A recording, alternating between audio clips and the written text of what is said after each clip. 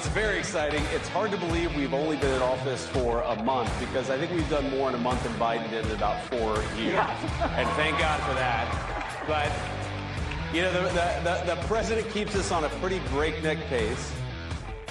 Yes, the Vice President of the United States, JD Vance, at CPAC today, just outside of Washington, D.C. at National Harbor.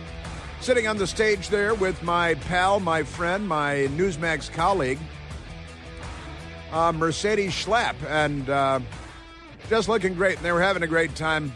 Mercedes looking wonderful, being wonderful, and doing a great interview with JD Vance. JD Vance, listen, just relaxed and jovial and having a wonderful time.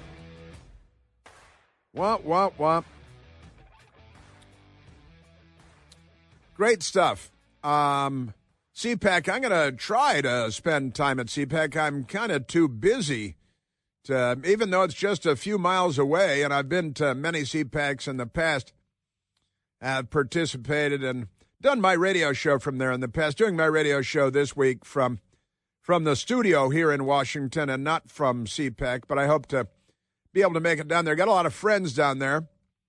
My great friend Larry O'Connor is down there at CPAC and doing a show from there this week. And my great friend Vince Colonnese, with his wonderful radio show as well, doing his show from CPAC this week. And you know, I do my radio show, and then I hopefully grab a quick sandwich with my best girl and hop back in the car and head down to Newsmax to start working on my Newsmax television show, which we do every evening, 10 o'clock Eastern on Newsmax. Chris Plant and the Right Squad, where we have a lot of fun with the big news stories of the day. But I'm not left with a lot of time in between, not a lot of time, because work. Hello, boys. Doing my Governor LePetumane shtick there, but never mind that right now. We've got a lot going on again down at CPAC at National Harbor. I guess you can still get tickets. I saw there's always some kind of a hubbub at the CPAC, the Conservative Political Action Conference, and annual event. They're doing them all over the world now. They're doing them in Latin America. CPAC's doing them in Eastern Europe, where they know what communism looks like, and they're no fans, and they know that the Democrat Party in the United States is a threat and a menace to Western civilization. The Eastern Europeans know that. And CPAC, a very successful operation. Matt Schlapp, Mercedes Schlapp being the chieftains there, the bosses there, and wonderful stuff going on at CPAC. Oh, yeah, the hubbub, the latest hubbub is a guy showed up, and I don't know what to make of it, but that to say, I'm a January 6ther, and I was thrown in solitary confinement, and I got kicked out of CPAC. And CPAC says, we've kicked nobody out for being January 6th. We're big supporters of January 6th, always have been. Thrilled with President Trump pardoning January 6 people. They've got people, January 6 people participating in events at CPAC and all kinds of great stuff going on there. In fact, my friend Steve Sund, who was the chief of the U.S. Capitol Police at the time, I know that he's participating tomorrow in an event, a panel at CPAC, and he knows whereof he speaks when it comes to matters related to January 6th. So I don't know what's going on with the individual that posted a video, but I know that CPAC supports January 6th, the people that were targeted by the January 6th, for all of that. In fact, CPAC put out a post. It is untrue that we're not allowing people to come to CPAC because of their involvement with January 6th. They wrote in a tweet, an X post, in fact, CPAC has been a constant supporter of this persecuted community, and we support wholeheartedly President Trump's pardons of the January 6th victims. So the registration link is active, they wrote, and tickets will be sold out very soon. So, There are a couple of people who are saying, hey, I'm a January 6th, and My pass was denied, and that's being sorted out. I know that nobody at CPAC is anti-January 6 people. That I know for certain. But that said, let us go. You have more from JD Vance talking to Mercedes Schlapp at CPAC this morning. And you can watch it streaming. Find the CPAC stream on Al Gore's amazing internet. And you can watch everything that's going on there online. It's the easiest way to, I don't know if C-SPAN, I'd try to, not do too much C-SPAN. You might become too boring. Newsmax is carrying a lot of it live. Absolutely true. You bet. Let's go back to JD Vance and Mercedes Schlapp from CPAC this morning, talking about a range of things. And JD Vance, hey, we've been in for about 4 weeks. And in fact, today is February 20th. Inauguration day was January 20th. So you could say, using that it's, 1 month ago, Inauguration Day. Today, January 20th to February 20th. It also had been 4 weeks, but 4 weeks is 28 days because it's, 4 times 7. And that was earlier this week, the 4 weeks, Monday to Monday. But never mind that. J.D. Vance at CPAC talking, the Vice President of the United States, talking to Mercedes Schlapp. Speaking of the press, I do think that we've had maybe more executive orders than CNN has viewers each night. So hello to our friends at CNN. I actually think that their plan was they were going to go all in on anti-Trump and hope that he could save CNN in the same way that he did, frankly, in 2017, because nobody really watched the network until he became president in 2017. But that's maybe the one thing I think the president has been unable to save CNN's ratings over the last few months. Over the last, now, pretty funny stuff. We've had more executive orders than CNN has viewers. And Mercedes laughing up a storm because J.D. Vance is relaxed and comfortable, and he's having a good time. And everybody at CPAC is having a good time. And I got to tell you, one of the things that's noteworthy when you go to CPAC is the number of people in their 20s, from college students to professionals in Washington and from around the country, not just from the Washington area. But people in their 20s at CPAC, it is a huge party for people in their 20s, and it goes well into the night, and the hotel is sold out. And I can assure you that the hallways are teeming with people partying, and there are restaurants and bars downstairs in the great atrium areas of National Harbor. But one of the things that everybody comments on when they go to CPAC is, wow, look at all these people in their 20s. Maybe there is hope for the future, is one of the things that you hear people say a lot. And you got people from all kinds of, lots of squeaky, clean-cut young people who go to Hillsdale, go to college at Hillsdale.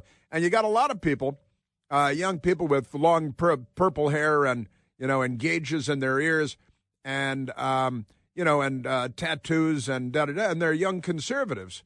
They're growing up in America in the 21st century, and they may not have all of the same characteristics that your friends had when you were in college. But if they're young and conservative, I don't care if their faces are covered with purple tattoos, they're young and conservative, and that means they want to save the world for humanity. But it is a big party, and it's, again, you hear J.D. Vance laughing, the audience is laughing, Mercedes is laughing up a storm in the background there, and poor CNN, they were mocking CNN and the sad number of viewers that CNN is drawing now. Fun stuff. All right, now, I mentioned yesterday, we played some audio yesterday of Elon Musk and President Trump, the world's most powerful man and the world's richest man. They sat down for an interview with Sean Hannity several days ago now, and the first part aired night before last, and more aired last night on the Fox News channel. And they're just so great, both of them. And Elon Musk doesn't sit down and do a lot of interviews. And President Trump explained. He said, look, Elon doesn't do a lot of this stuff. President Trump explained to the audience and to Sean Hannity, who didn't seem to be familiar with all this. He's like, Elon doesn't do this kind of stuff, but I convinced him, if I sit down with you, will you come and do the interview? Because he said, I want people to get to know Elon Musk because he's such a great guy, and he doesn't love the TV cameras. That makes him better. And Elon Musk sat down, and President Trump explained, well, I convinced him to sit down, and if I sat down with him, would he do the interview? Because people want to hear more from him, even if he doesn't want to give people more of this TV stuff.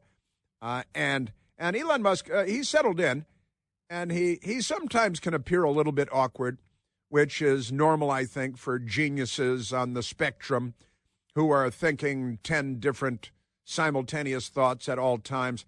And when someone walks up and starts talking to them, they have to, park their brain for a moment and start focusing on something else. It's one of the afflictions of very, very bright people. And Elon Musk obviously is one of those people. Won't even begin to list all of the things that he's accomplished already. But never mind that. Elon Musk on Sean Hannity talking about, doing the right thing by the American people with the government. And if he has any influence over anything with the President of the United States. And President Trump is, I got something I said to my best girl last night.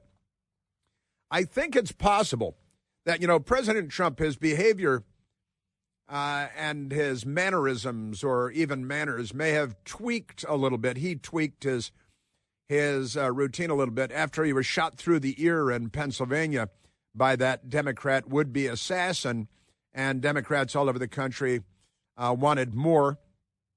And his behavior changed a little bit, but I've got to say, and he said that out loud. He said it was like, gobsmacked and a little touch of faith, saying, wow, maybe I'm, that was the finger of God turning my head to the right a moment before, because he has plans for me as President of the United States. And President Trump has said as much. But I've got to say, I think his relationship, his friendship with Elon Musk may be a factor in President Trump very frequently now speaking more softly and gently and maintaining focus a little longer. And I was wondering last night, and I said it out loud to my best girl, I wonder if Elon Musk's influence as his new friend has been a positive influence. And because Elon Musk is very low-key, doesn't like the cameras, doesn't like to yell back and forth with the press, has done it a couple of times, but it's not what he likes.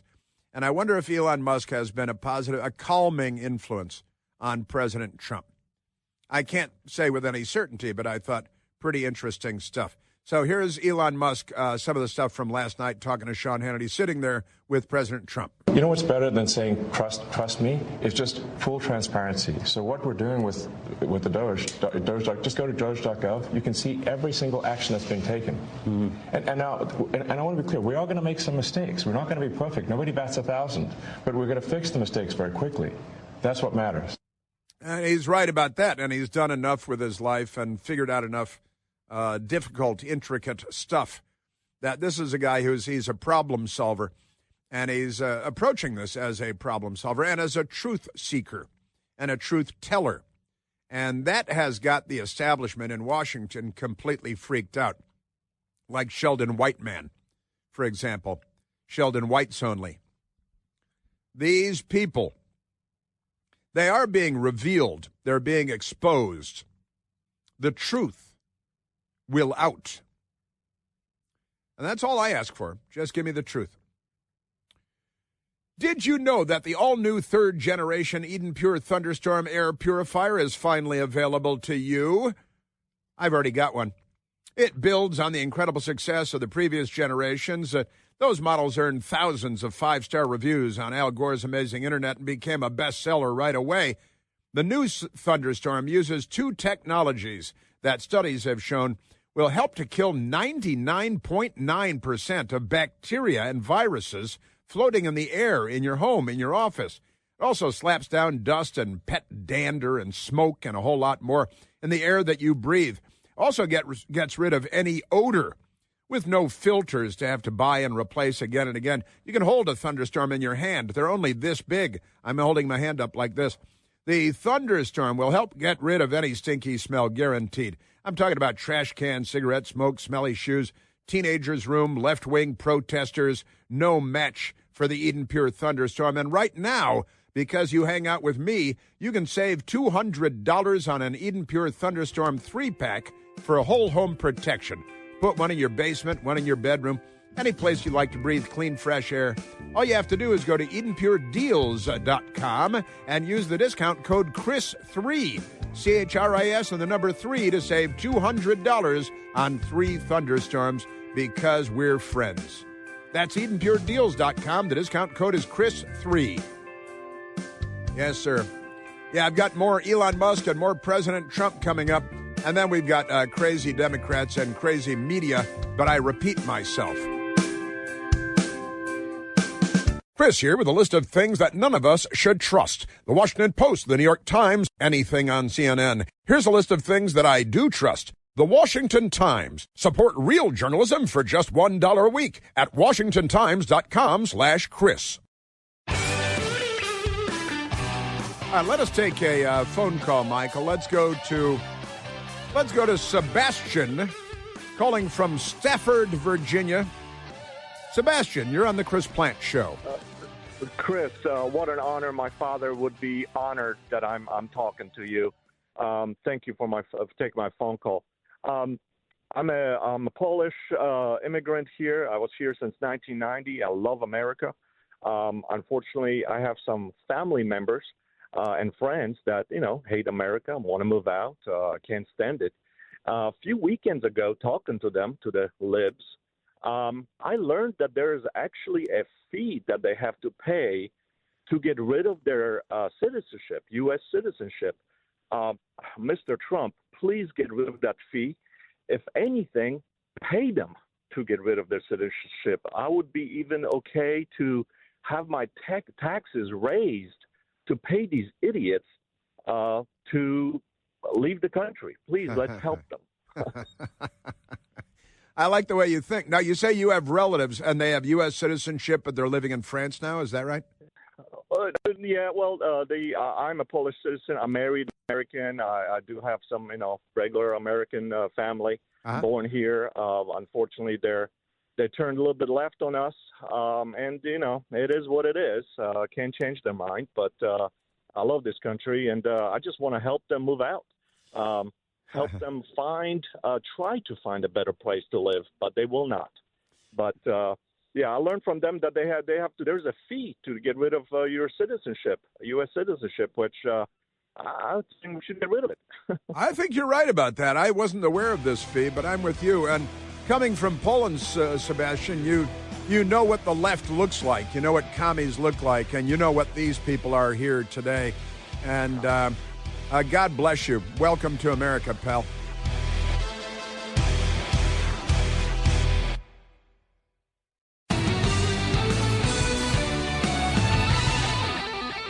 Here's this crazy story that we've been talking about and following in the left-wing nutcase who used to be a normal person, Ana Navarro, who goes on The View and on CNN and probably MSNBC and who knows what else. But in Texas, an 11-year-old girl died. A tragic story about a young 11-year-old girl that died. And they say that she was found unresponsive in her home, the 11-year-old schoolgirl, and that she died 5 days later. 5 days later, she died, presumably in a hospital, but nobody makes it very clear. 11-year-old girl found unresponsive at home. 5 days later, she died. And the news media tells me, and the mother says, it was suicide. Now, I don't know how you conclude that a girl being found unresponsive who dies 5 days later is suicide, but that's what they're saying, and they're going to sue everybody, of course. And the Democrats are, she was bullied at school, and the mean kids said that ICE was going to come and take her parents away, so she committed suicide by being found unresponsive and dying 5 days later. But they don't say, did she pump herself full of fentanyl that her mother had bottles of next to the kid's table, or, what's up with that? They don't explain. Sounds like the pictures looks like a very cute little girl. She really does. A very pleasant little girl. And they say that the kids were mean to her at school, and so she went home and She was distraught and was found unresponsive and then died 5 days later. And they say, oh, yeah, she committed suicide and we're going to sue everybody. Now, I'm going to need more information than that before I come to any conclusions. But the lefties are looking to, because they're going to try to blame Trump or, children at school were being mean to her. And that somehow is going to be politicized by the Democrat Party because that's what they do. They're not liberals. They're the left. Isn't that amazing? Yes, it is. Womp, womp, womp. Democrats very upset that President Trump says there are two sexes. The Washington Post very upset about it, because the Democrats are upset about it. And I do love this story that President Trump said he's going to check the amount of gold stored at Fort Knox. I think that's a great idea. We should take inventory, since we're taking inventory. Let's just take inventory, shall we? And if Fort Knox, honestly, last time we all looked in there, it was the movie Goldfinger. What was that, 1964 or something? So maybe we should go take a look in there just to be sure. And honestly, you can't believe anything anymore. So let's go to Fort Knox and take a peek inside. And also the Democrats are fighting over birthright citizenship because President Trump recognizes that the 14th Amendment was put into place shortly after the Civil War because the Democrats, who were the party of slavery and the Confederacy, they didn't want to give African Americans freed by the Civil War by the Republicans, didn't want to give African Americans citizenship and their children citizenship. So the Republicans had to pass the 14th Amendment and that granted birthright citizenship. It was about freed slaves, by the Republicans who freed them. And the Democrats fought against it. And now the Democrats want to give birthright citizenship to every Chinese communist that lands at Los Angeles International Airport. For 2 hours, you can give birth in the break room at LAX, and your kid gets American citizenship. And it's become something that's abused quite broadly. El Chapo, the mad killer Mexican drug cartel leader, he's got 2 kids that are U.S. citizens. Just saying. Let's get back to Elon Musk because he's a lot of fun. And more of the interview aired last night on the Fox News channel. Sean Hannity interviewing President Trump and Elon Musk in the same interview. And it was a lot of fun. My best girl and I were watching it. And Trump explaining how Elon Musk doesn't like to do this, but he convinced him to do it. And so I'll sit down with you if you do the interview because I want people to get to know you. Getting to know you. He didn't sing, though. Elon Musk. I really want to emphasize to people that this is a very important point. If we don't solve the deficit, there won't be money for medical care. There won't be money for Social Security. We either solve the deficit or all we'll be doing is paying debt. It's got to be solved, or there's no medical care, there's no Social Security, there's no nothing. It's got to be solved. It's not optional. America will go bankrupt if this is not done. That's why I'm here. America will go bankrupt if it's not done. That's why I'm here. The wealthiest man in the world doesn't have to worry about money himself or taxes or anything else. And President Trump did explain it. So, Elon Musk doesn't really have a dog in this fight when it comes to having enough money, but he knows that if America goes belly up, that, the whole world goes down and all the amazing, extraordinary things that he's worked on would become worthless because the whole world would go into a horrible economic depression. President Trump last night. It was important for people to understand he's doing a big job. He's doing a very thankless job. It's really a thankless job. But he's helping us to save our country. Our country was in serious trouble.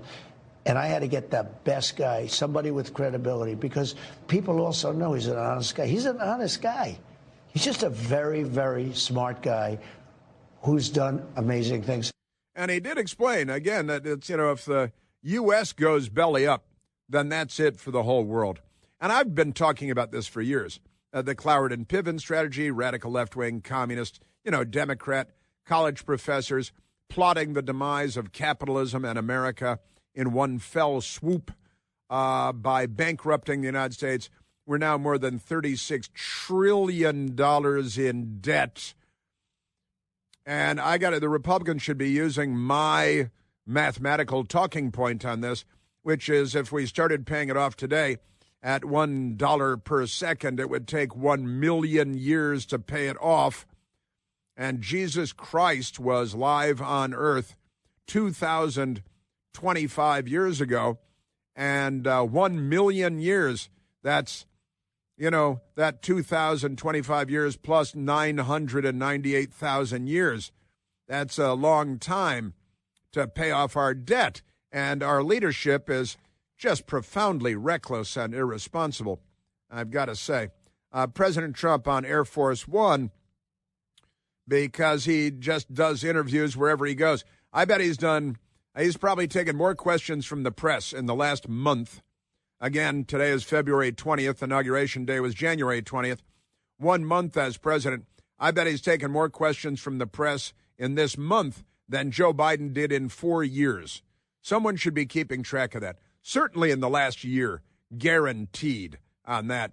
Somebody ought to be keeping track of how many questions President Trump is taking, and then tabulate, if you can, how few questions Joe Biden took. And the press adored him, and they despise Trump. Our press is the most corrupt institution in America. President Trump on Air Force One. Elon Musk is proposing essentially giving money to Americans based on what DOGE is finding. Do you have any thoughts on that? I love it. A 20% dividend, so to speak, for the money that we're saving by going after the waste, fraud, and abuse and all of the other things that are happening. I think it's a great idea. So it's true. Elon Musk is saying, look, we're recovering tens of billions of dollars. These are American taxpayer dollars that are being used and abused. Maybe, just maybe, the American people, the taxpayers, should get a check from their government. Now, he raises this, and that doesn't mean, hey, start looking at your mailbox for a check. But it's something to talk about. And then there's the debt and our annual deficits that we should be talking about, too. The front page of the Washington Post today with the headline, Pentagon told to plan for major budget cuts. Oh, no. And the Washington Post is like, what? We can't. Now they're going to be in favor of more Pentagon funding for the first time in the history of the newspaper because Trump is talking about cutting Pentagon spending. And so the Democrats will be against it for the first time ever. Some will just fall silent. And the news media, the corrupt news media, and they're proposing an 8% cut in each of the next 5 years. And the Washington Post says, cynically and politically, 8% slashes each of next 5 years. Savings could go toward Trump priorities. Trump priorities like securing our border, restoring sovereignty, not funding never-ending wars in Europe and never-ending wars in the Middle East, allowing the American people to keep their hard-earned dollars, our hard-earned dollars. Defense Secretary Pete Hegseth has ordered senior leaders at the Pentagon and throughout the U.S. military to develop plans for cutting 8% from the defense budget in each of the next 5 years, according to a memo obtained by the Washington Post and officials familiar with the matter. A striking proposal certain to face internal resistance and strident bipartisan opposition in Congress. Strident. The opposition will be strident, and it will be bipartisan. Whatever it is, the Washington Post is against it. Hegseth ordered the proposed cuts to be drawn up by Monday, according to the memo, which is dated Tuesday and includes a list of 17 categories that the Trump administration wants exempted. Among them, operations at the southern U.S. border, right? Modernization of nuclear weapons and missile defense, and acquisition of submarines, one-way attack drones, and other munitions. Yeah, so keep the military strong. But it's the other than paying the interest on our debt It is the biggest expenditure that we have in the budget. Therefore, you would like to reduce the debt, and that means reducing our deficits, and that means fiscal responsibility, and then perhaps we could make military our number one expenditure again, but right now it's the interest on our debt. And they're trying to be responsible adults, and the Washington Post, representing every news media organization on the left, they're against it, aren't they? Now, the Democrats are against the Department of Government Efficiency. They're against saving money. They're for giving Stacey Abrams $2 billion after she invented a fake organization and put $100 into it. And then the Democrats gave her $2 billion to do what? Nobody knows. Does she have an area of expertise other than whining and complaining? Not really. Chuck Schumer, he is against government efficiency and adult responsibility. Of course there's some wasteful spending. Some. But you don't use a meat axe and cut everything. Meat axe? We need to look at each program. We need to go through Congress and see what's wasteful and move to eliminate it, and what's very not wasteful but very much needed. They're just using a meat axe and cutting everything, including many things that American families need, want, and approve of. You've been there for 100 years, and you are one of the meat axe, you should be a meat axe target. You're one of, you can't do this. You can't have the executive branch being responsible at the departments and agencies. You have to come to me. I'm the guy. Now, what was the national debt when Chuck Schumer came to Washington versus what is the national debt now? I say, Haktui, I spit on your grave. That's a fun old movie, isn't it? I spit on your grave. And, Chuck Schumer, your fake indignation, your misplaced righteousness, self-righteousness. I'm thinking expletive words that I shouldn't say here. But for you to come out and angrily denounce any sense of responsibility in government is laugh out loud ridiculous. Jamie Raskin, the Lost Marx brother, he's a completely ridiculous clown of a person. And DOGE, government efficiency, you don't want any accountability. These are the criminals that have racked up this $36 trillion debt. I'm going to try out a new chant for you, all right? How about this one? Hey, hey, RFK, hands off the FDA. Hey, hey, RFK, they're all mental. Hands off the FDA.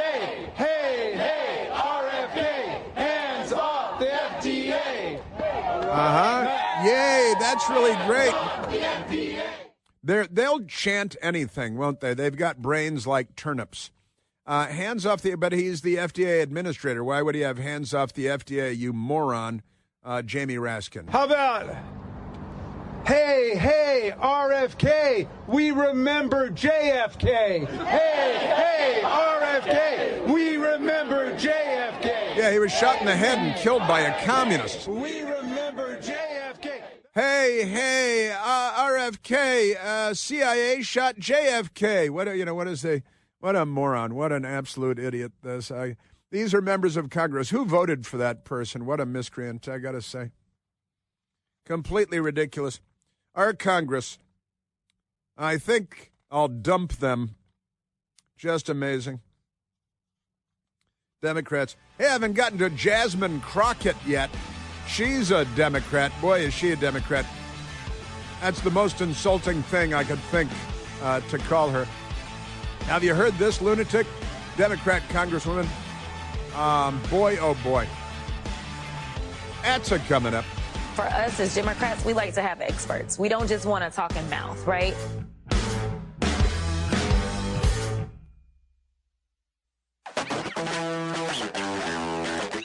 Yeah, the fake and fraudulent righteous indignation of the Lizard King, Schumer, who was first elected to the House of Representatives in 1980. So he was sworn in 1981, and I looked it up because somebody's got to. The national debt in 1980, when Chuck Schumer first won, was under $1 billion. It was $914 billion. That was the entire national debt. Now it's more than $36.5 trillion. And now the annual interest on the debt is $881 billion. The entire national debt was $914 billion when Chuck Schumer was sworn in, and now he's angry. The moron. You should go to prison. You should be at a penitentiary.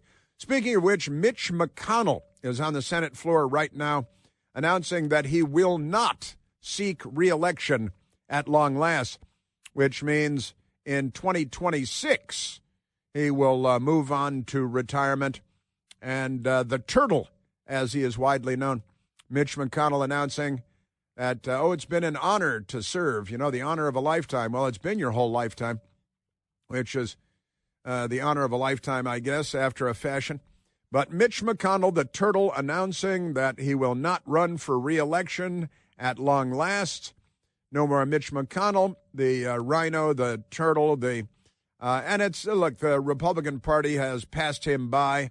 The country has passed him by. The times have passed him by. He probably could have retired some time ago. It would have been good for him and good for everybody else.